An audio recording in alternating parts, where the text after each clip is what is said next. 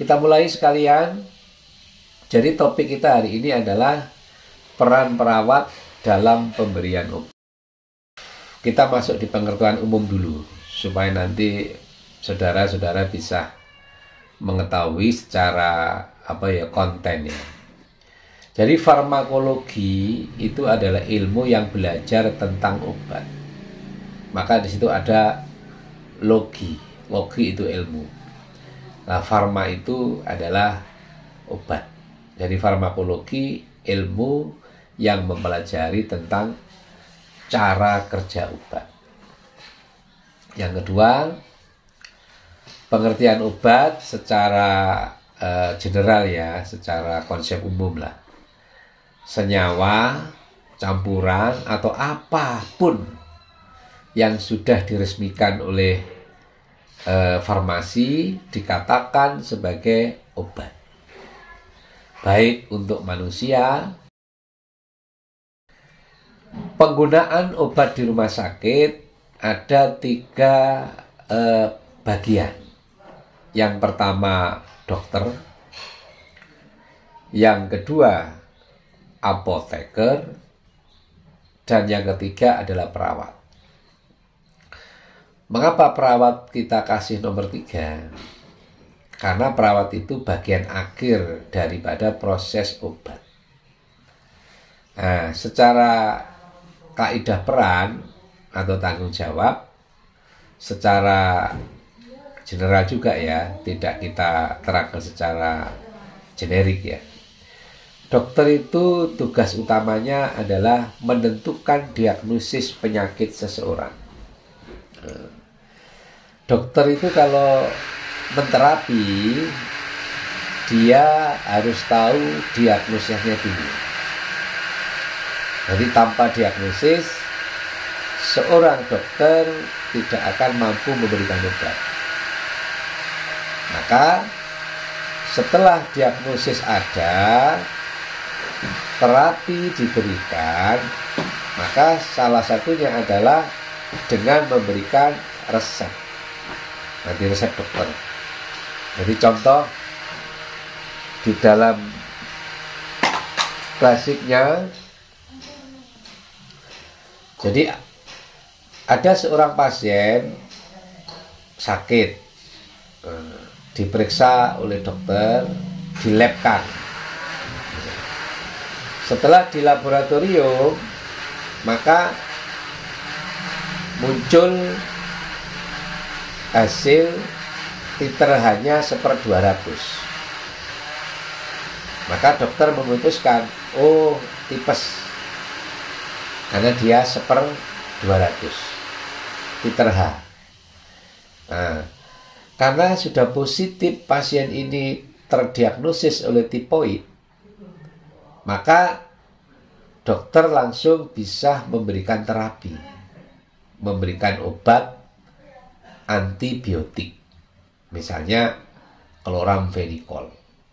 Jadi biasanya kalau obat tipes itu chloramphenicol, disebabkan oleh bakteri tipusa.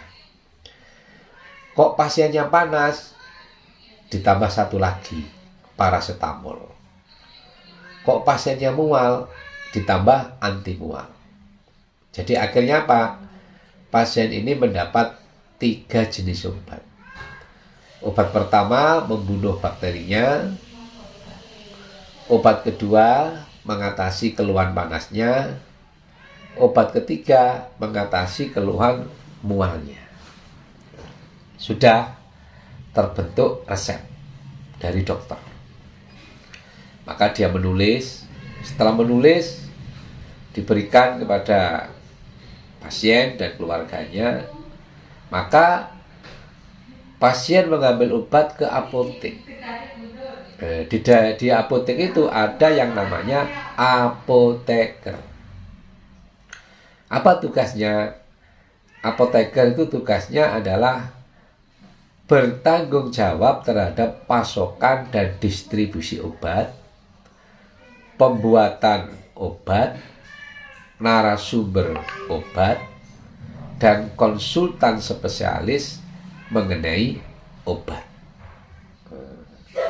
Jadi Dia yang membuat, dia yang memasuk, dia yang mendistribusi. Tapi dasarnya adalah resep dokter. Nah, setelah itu pasien dapat obat. Mata rantai terakhir proses pemberian obat kepada pasien adalah perawat. Perawat itulah yang bertanggung jawab memberikan dan memastikan bahwa obat itu diminum oleh pasien. Nah, itu tugasnya masing-masing. Sehingga perawat di ruangan itu ya mengatur jalannya obat itu dan mengecek, memastikan bahwa memang obat itu harus masuk.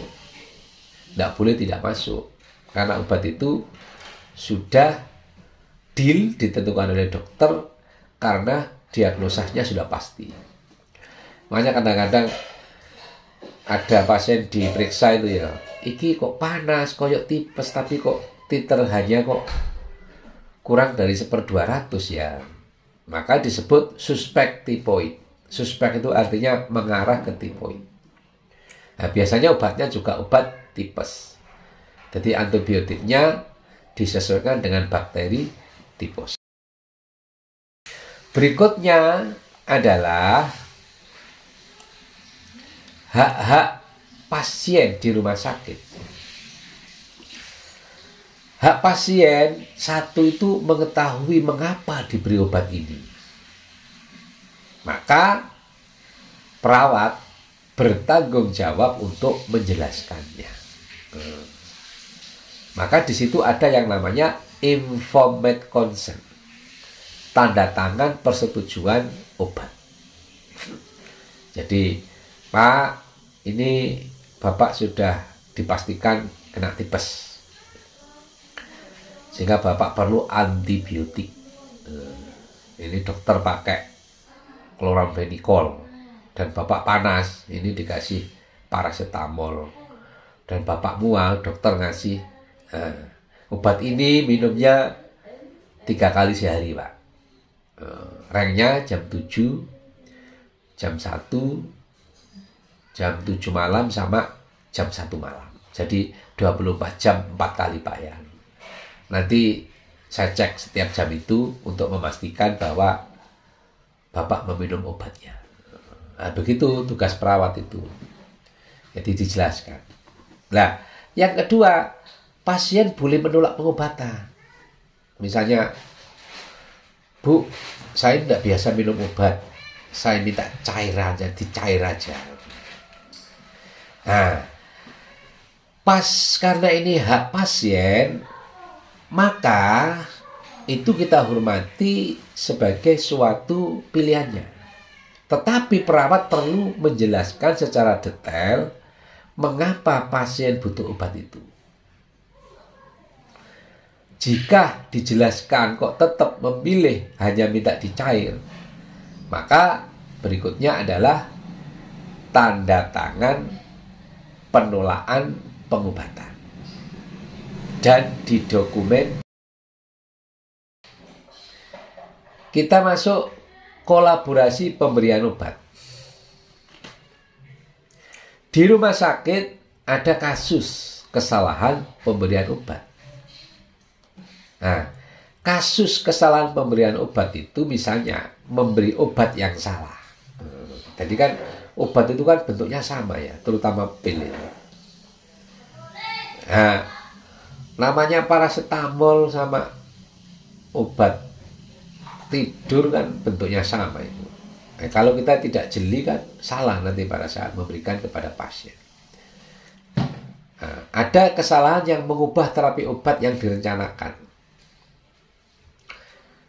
Ada yang lupa memberikan obat.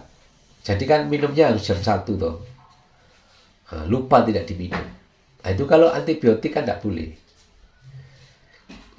Khusus antibiotik itu kan kalau dipastikan tes diagnosisnya betul, dipastikan bahwa dia memang ada bakterinya seperti tipes tadi, maka obat ini harus diminum sampai habis. Karena dia dipakai sebagai racun untuk melawan bakteri tadi. Kalau obat ini dihentikan di tengah jalan, maka bakterinya itu hanya semaput, pingsan. Setelah berhenti, dia hidup lagi gitu, dengan kondisi yang lebih kuat. Jadi kita minum 2 kali terus merasa sembuh, enak ya, kayaknya sembuh, padahal belum. Nah, kita pulang. Nah, itu tidak lama lagi akan kambuh lagi. Si bakterinya akan memulihkan diri. Setelah dia pulih, dia akan menggerogoti usus lagi, karena memang belum mati. Makanya khusus antibiotik itu ya minimal 1 plek itu harus habis, 10 buah itu harus habis 3 hari itu kayaknya. Nanti tidak boleh lupa meminum obat, karena kalau lupa bakterinya hidup lagi. Itu kan kondisi pingsan itu karena kena racun obat itu. Nah, kita hentikan 3 kali sehari, berhenti 1 kali aja dia sudah siuman itu, dan nanti bertambah lama pengobatannya. Nah, itu khusus antibiotik. Kesalahan yang lain, memberi obat 2 sekaligus karena lupa. Ya tidak boleh. Nanti yang tidak kuat adalah livernya atau hatinya. Nanti menimbulkan sakit kompensasi atau komplikasi yang lain. Berikutnya, memberi obat benar tapi waktunya salah. Jadi harusnya diminum jam 1, diminum jam 2. Kan bakterinya sudah agak melek itu. Wong dia sudah pingsan, kita terlambat minum, nah, dia naik lagi tuh, kekuatannya timbul lagi. Terus ada memberi obat yang benar pada rute yang salah. Jadi awalnya secara teori harus diberikan IV, tapi diberikan IM. Atau dia diberikan IM, tapi prakteknya diberikan IV. Nah, itu bahaya. Kalau obat-obat keras yang IM masuk IV, itu hitungan menit meninggal dunia itu. Seperti misalnya penisilin. Penisilin itu kalau masuk IV ya, hitungannya menit, tidak sampai jam. Langsung sesek, pingsan, meninggal. Karena salah rute. Sehingga obat ini sangat bahaya. Sehingga tidak boleh salah, harus betul.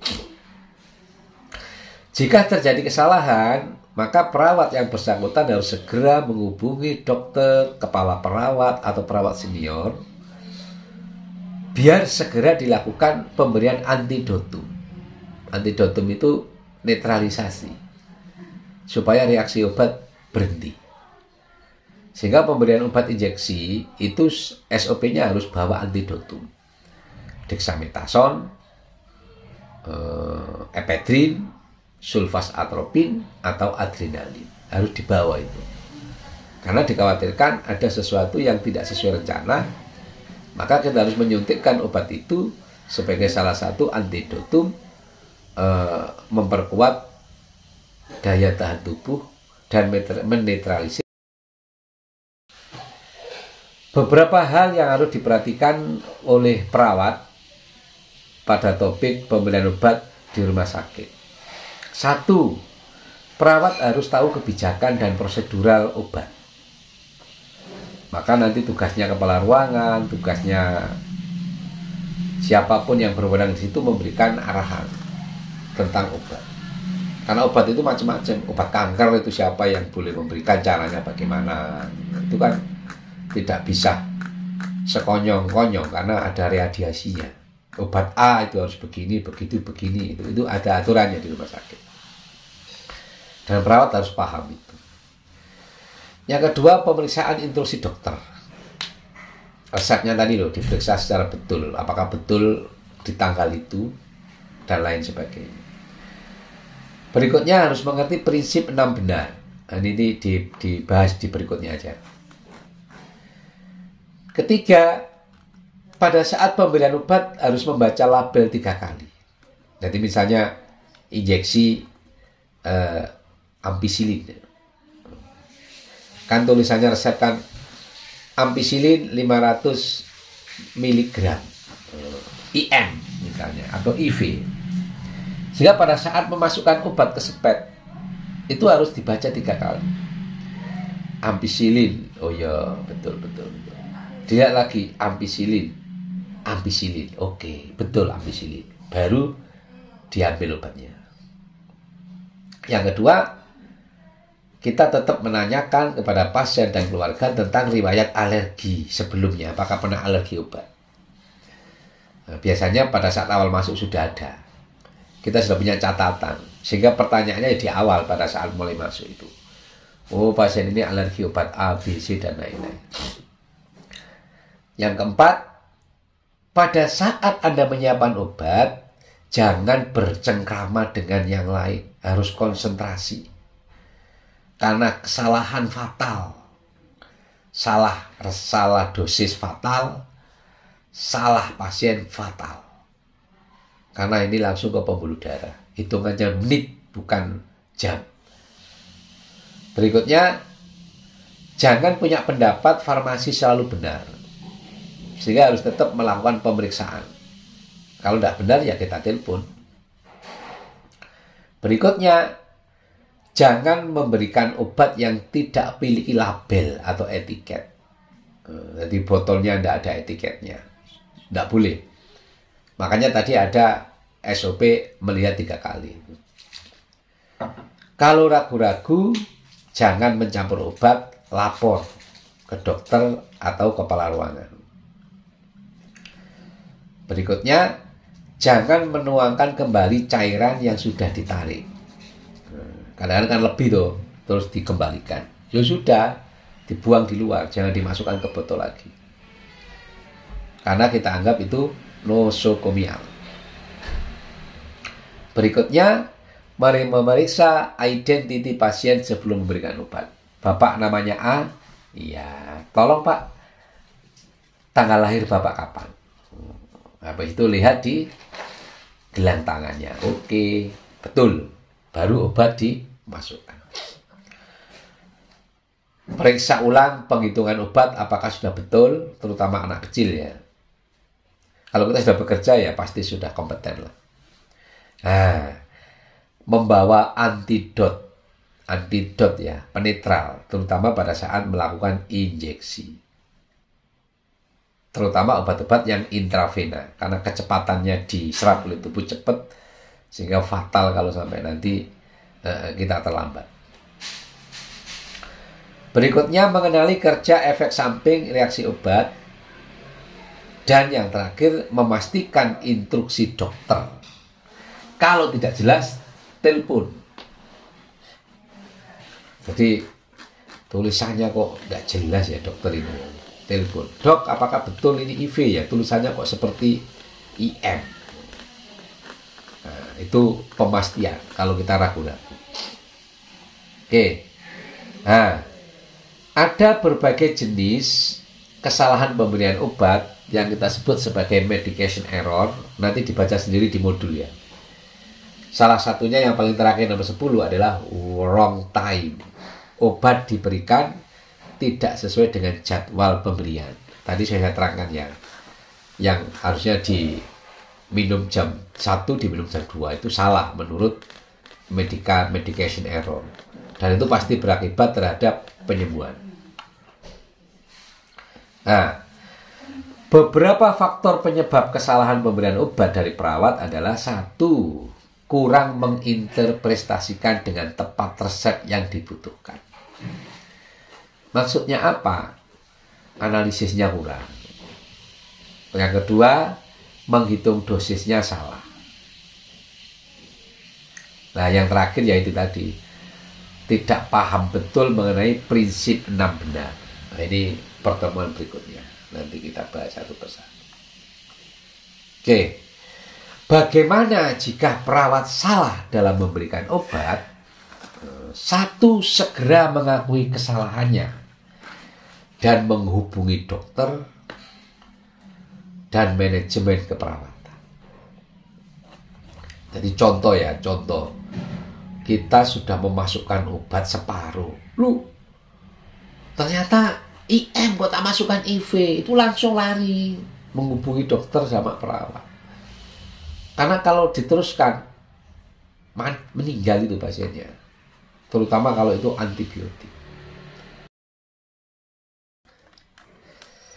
Dokter dapat memutuskan dengan cara memberi antidotum. Makanya kan SOP-nya injeksi itu harus membawa dexamethasone, sulfas atropin, ephedrin, adrenalin. Itu harus dibawa. Kalau ada sesuatu yang terjadi, langsung kita suntik, pasiennya netral. Sehingga tidak sampai meninggal seperti yang saya ceritakan tadi. Yang keempat, mengevaluasi diri lah. Kesalahannya ini SOP atau rumah sakit. Kayaknya ya SOP kita aja yang dapat. Dan yang terakhir, mendokumentasikan peristiwa tersebut supaya tidak terulang kembali. Oke, nah terakhir Bapak-Bapak sekalian, Bapak Ibu, implikasi keperawatannya. Jadi satu, di keperawatan ada 4 tahap. Pengkajian, penentuan diagnosis, penentuan intervensi, dan evaluasi. Maka di pengkajian, yang perlu dikaji di topik ini adalah riwayat masa lalu sama status fisik. Mengapa riwayat masa lalu? Ya supaya tahu dia punya riwayat tidak penyakit yang lain, alergi dan lain-lain. Terus dia sudah pernah berobat kemana saja. Itu nanti di pengkajian keperawatan. Yang kedua, status fisik. Kita harus tahu berat badan, usia. Mengapa? Dosis itu berhubungan dengan berat badan pasien, terutama anak-anak. Karena nanti pemberian dosis yang anak itu disesuaikan dengan berat badan anak. Yang ketiga, diagnosis. Itu nanti ditentukan sesuai dengan ilmu keperawatan. Yang ketiga, merencanakan. Ya, obat yang tepat. Jadi perencanaannya apa? Pemberian obat harus tepat. Pemberian tindakan rasa nyaman, biar caranya tidak sakit. Terus pemberian penyuluhan bagi perawat kepada pasien dan keluarganya. Dan yang terakhir, evaluasi. Jadi evaluasi itu dicek apakah sesuai dengan perencanaan. Kalau sudah selesai, ya sudah dicatat di buku dokumentasi. Saya kira itu 30 menit selesai di tahap 1.